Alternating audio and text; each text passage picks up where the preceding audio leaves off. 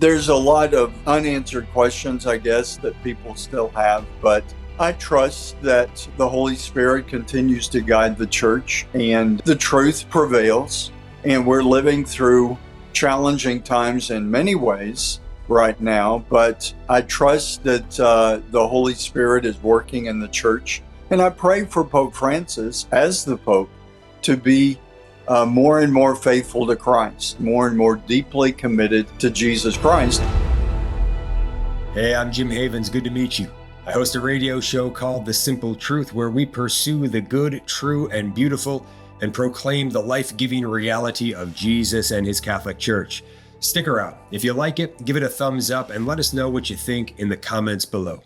And so since you were on with us last month, two great writings that you put forth here on your website, bishopstrickland.com. That's where you can go and read these things, bishopstrickland.com.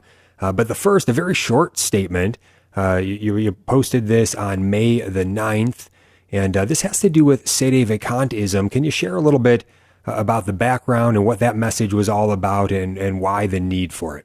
Yes. The need that I saw was there's a lot of confusion, and that term is getting used a lot. Technically, it goes all the way back to the year I was born, 1958, and some questions about the papal election, the conclave that occurred that year. So I think it's important to, with all the discussion of what sedevacante means, which literally means, as it says in that brief article, a vacant chair. It's referring to the chair of Peter.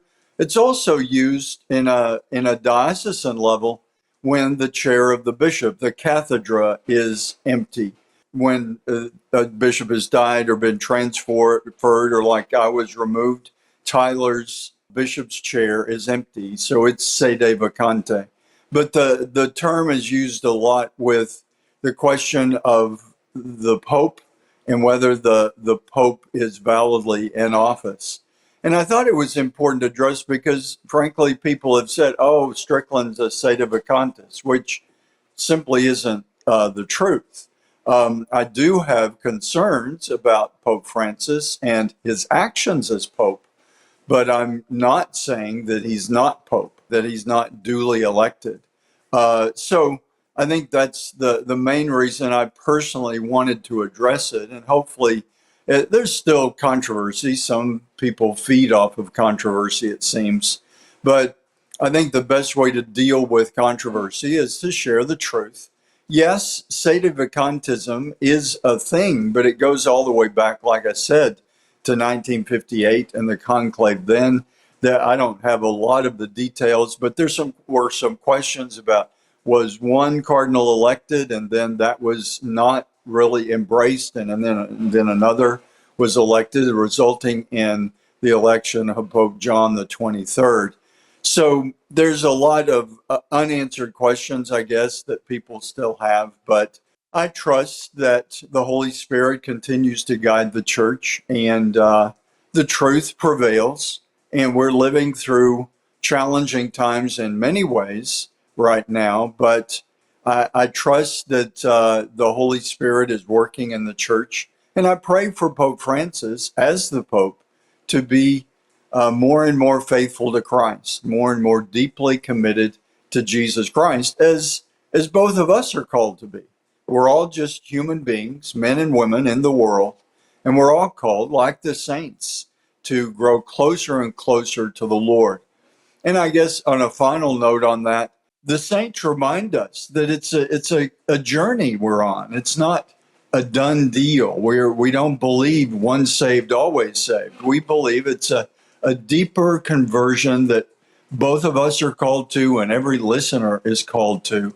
Every one of us called to a deeper conversion. And I honestly am doing my best to pursue that.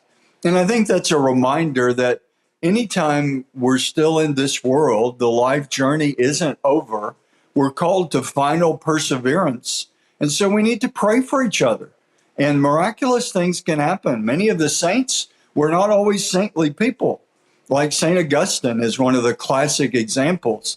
He lived a very sinful life, very far from the Lord, but then became one of the greatest of saints.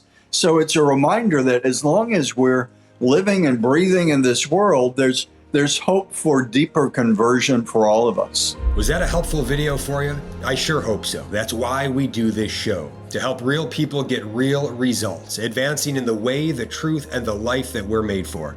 It's called The Simple Truth. It's a radio program Monday through Friday, and we live stream it right here on this channel. Make sure to subscribe, like, and share if you would be so kind. And if you like that last video, here's another one I think you might get a lot out of.